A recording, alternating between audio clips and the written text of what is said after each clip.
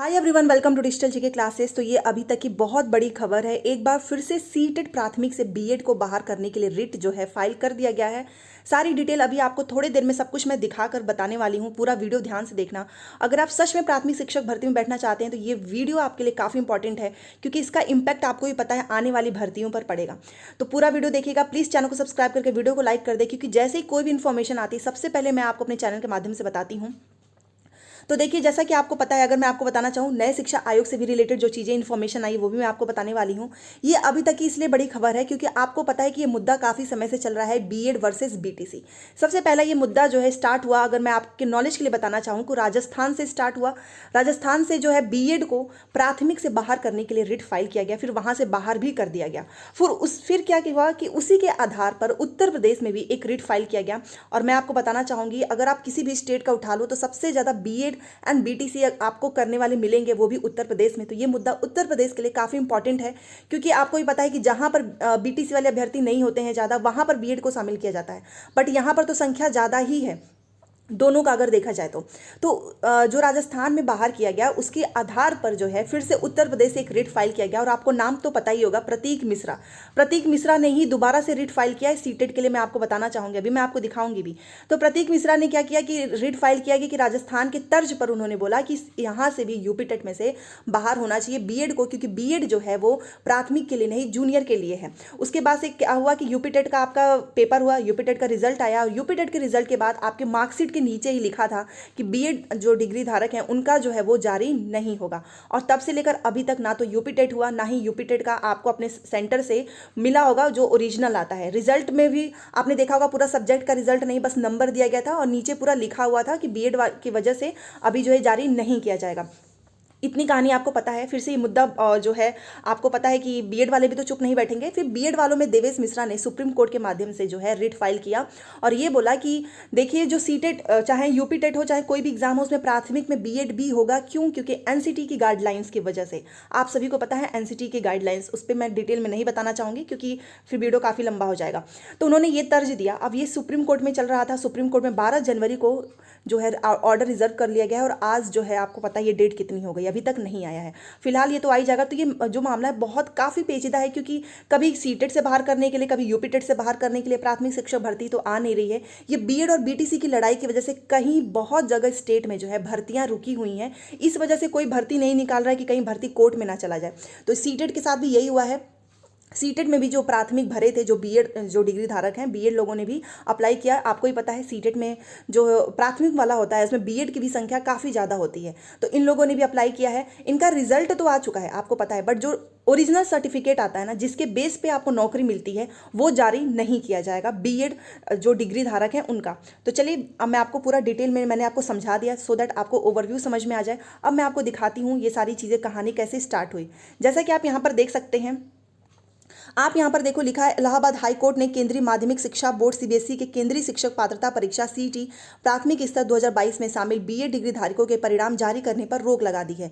Court ने कहा है कि बीएड डिग्री धारकों के परिणाम सुप्रीम कोर्ट में दाखिल विशेष अनुमति याचिका पर आदेश आने के बाद जारी किया जाए। यदि परिणाम जारी भी किया जाता है तो वह विशेष को रद्द कर दिया है। एनसीटी ने अपने 28 जून की अधिसूचना में सीटी प्राथमिक स्तर में बीएड डिग्री धारकों को, अभी जो मैंने आपको कहानी सुनाई कि एनसीटी के ही तर्ज पर जो है बीएड को प्राथमिक में लिया गया था, बट राजस्थान हाईकोर्ट ने क्या किया था, बाहर कर दिया था। तो सारी कहानी फिर स्टार्ट हो गई। उसके बाद से आप यहां पर देखिए, यह जो आदेश है उत्तर प्रदेश में जो हुआ था, जो बीएड से बाहर किया गया था, उसमें रिट किसने फाइल किया था? प्रतीक मिश्रा ने। दोबारा से प्रतीक मिश्रा ने ही इस बार भी फाइल किया है। यह आदेश न्यायमूर्ति आशुतोष श्रीवास्तव ने प्रतीक मिश्रा व अन्य की याचिका पर दिया है। और पिछली बार मैं आपको बताना चाहूंगी, जब यूपी टेट में किसी को पता तक नहीं था कि ये सारी चीज़ें चल रही हैं, वो तो जब रिजल्ट आया तब सभी को पता चला कि अच्छा, किसी ने रिट भी फाइल किया था। वैसे ही इस बार भी हुआ है, बिना किसी को बताए सब कुछ हो गया। और देखिए, आज तक किसी को पता ही नहीं था, अचानक से पता चला है। जैसे यूपी टेट में याचिका में केंद्रीय पात्रता परीक्षा में बीएड डिग्री धारकों के परिणाम जारी करने पर रोक लगाने की मांग की गई थी। आप देख सकते हैं, याचिका की अधिवक्ता तान्या पांडे ने कोर्ट को बताया कि राजस्थान हाईकोर्ट ने national teachers council for education के यहां पर मैं आपको दिखाना चाहूंगी, मतलब उसके तर्ज पर रद्द कर दिया है। एनसीटी ने अपने 28 जून की अधिसूचना में सीटी में वही सारी कहानी है कि इसे राजस्थान हाईकोर्ट में चुनौती दी गई थी। इसके बावजूद केंद्रीय माध्यमिक शिक्षा बोर्ड द्वारा आयोजित केंद्रीय पात्रता परीक्षा में प्राथमिक स्तर में से मतलब उनको बाहर कर दिया गया था। ये बार बार राजस्थान की सारी चीज़ें शामिल होती हैं। आयोजित केंद्रीय, फिर से यहाँ पर मैं आपको बताना चाहूँ, आयोजित केंद्रीय शिक्षक पात्रता परीक्षा में प्राथमिक स्तर में बीएड डिग्री धारकों को शामिल किया जो अनुमान्य नहीं है। यह भी कहा गया कि एनसीटी ने राजस्थान हाईकोर्ट के आदेश को सुप्रीम कोर्ट में चुनौती दी है। सुप्रीम कोर्ट ने सुनवाई कर फैसला सुरक्षित कर लिया, अभी फैसला आना बाकी है। हालांकि सुप्रीम कोर्ट ने राजस्थान हाईकोर्ट के आदेश पर जो है कोई रोक नहीं लगाई। मतलब देखते हैं क्या होता है। मेन चीज़ तो यही है कि पहले यूपी टेट में भी ऐसा हुआ था, अचानक से सारी चीज़ें पता चली। सीटेट में भी ऐसा ही हुआ है। यूपी टेट में भी प्रतीक मिश्रा ने ही बीएड को बाहर करने की जो है रिट फाइल की थी। सीटेट में भी प्राथमिक से बीएड को बाहर करने के लिए आपने देखा ही, यहाँ पर मैंने आपको दिखाई दिया है प्रतीक मिश्रा के द्वारा, और सारी चीज़ें साइलेंटली होती है, कुछ पता नहीं चलता है। अब इनका जो सर्टिफिकेट है, मैं आपको बताना चाहूँ, सर्टिफिकेट है वो नहीं आएगा, ठीक है।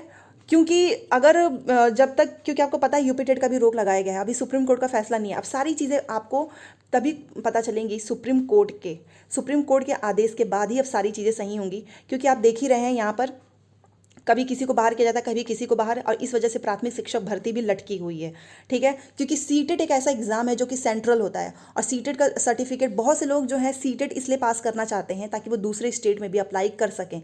आपने भी इसीलिए पास किया होगा कि आप एक बार पास कर लो और कहीं भी किसी स्टेट में भी भर्ती आती है तो आप वहाँ पर जाएँ। तो बीएड वाले अगर इस बीच में कभी भर्ती आती भी है तो वो उसमें नहीं भर पाएंगे, आपको भी पता है, क्योंकि उसमें ओरिजिनल मांगा जाता है। अब इसका देखते हैं बाकी क्या होता है। मेरे चैनल को सब्सक्राइब कर लेना, जैसे ही कोई भी अपडेट आएगा मैं आपको बताऊंगी। फिलहाल ये सबसे बड़ी अपडेट थी सीटेट को लेकर, जो कि मैंने आपको बता दिया है। अब नया शिक्षा आयोग से रिलेटेड आप जो चीज़ें हैं वो मैं आपको बताना चाहती हूँ। देखिए, जैसा कि आपको पता है नए शिक्षा आयोग पे काम चलना स्टार्ट हो चुका है। नियुक्ति संस्थाएं प्रयागराज में, तो चयन आयोग भी मिलेंगे। आपको मैं बताना चाहूँगी जो पीएनपी जो परीक्षा कराता था वो भी प्रयागराज में ही है। तो यहाँ पर इन्होंने बोला कि बेसिक से उच्च तक चयनित शिक्षकों को प्रयागराज से मिलते हैं नियुक्ति पत्र।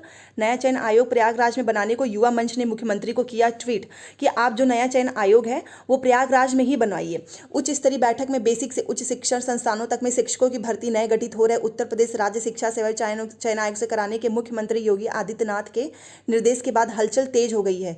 रिक्तियों की सूचना विभिन्न भर्ती आयोगों बोर्डों से शासन ने मांगी है। देखिए कहाँ पे कौन सी रिक्ति है ना वो मांगा जा रहा है। तो जो लोग बार बार बोलते हैं ना फेक है, भर्ती आ जाएगी तब भी आप यही बोलते रहना, ठीक है। जो लोग समझदार हैं उन्हें पता है कि सारी चीज़ें चल रही हैं, चुनाव का समय है तो आएगा ही। लेकिन अब तक यह स्पष्ट नहीं हुआ कि इस नए चयन आयोग का मुख्यालय कहाँ होगा, कि प्रयागराज होगा, कि लखनऊ होगा, कि कहाँ होगा। प्रतियोगियों ने भर्ती परीक्षाओं को चयनितों को नियुक्ति देने वाली संस्था प्रयागराज में होने के कारण भर्ती परीक्षा संस्था यानी नए चयन आयोग का जो मुख्यालय है वो प्रयागराज में ही बनाए जाने की मांग की है, क्योंकि आपको पता है प्रयागराज में ही होता है। अपनी मांग के संबंध में प्रतियोगियों ने मुख्यमंत्रियों को ट्वीट भी किया है कि जो परीक्षाएं हैं आप कहाँ से कराओ, यहीं से। तो आप समझ सकते हैं नए शिक्षा आयोग को लेकर काफ़ी चीज़ें तेज़ी से चल रही हैं। जैसे इसका गठन होता है सबसे पहले आपको यूपी टेट का नोटिफिकेशन देखने को मिलेगा, और ये बस देखना ज़्यादा इंटरेस्टिंग होगा कि यूपी टेट के पहले क्या बीएड वर्सेस बीटीसी का जो फाइनल जो जजमेंट है, जो ऑर्डर है कि क्या चीज़ें हैं वो आता है या नहीं। क्योंकि आपको ही पता है जब तक ये सारी चीज़ें नहीं आएंगी, सरकार भी इस बीच में इसलिए भर्ती नहीं निकालना चाहती है क्योंकि ऑलरेडी जो यूपी टेट जो पास किए थे बच्चे, उनका अभी तक जो है उनको अपना ओरिजिनल सर्टिफिकेट नहीं मिला है। तो ये है अभी तक की बहुत बड़ी खबर। नए शिक्षा सेवा चयन आयोग और यूपी टेट से रिलेटेड मैं पता करने की कोशिश कर रही हूँ कि क्या यूपी टेट में जो ड्राफ्ट तैयार हो रहा है उसमें 1/4 नंबर जुड़ेगा या नहीं। और जो लोग मेरे पे ट्रस्ट करते हैं उनके लिए इन्फॉर्मेशन थी। बाकी जिसको भरोसा नहीं होता है आप वीडियो स्किप कर सकते हैं। बेकार में आप अपना 1 मिनट खराब करते हैं किसी के बारे में बुरा कमेंट करके, वो भी मेरे लिए, ठीक है। चलिए मिलते हैं नेक्स्ट क्लास में। Thanks for watching.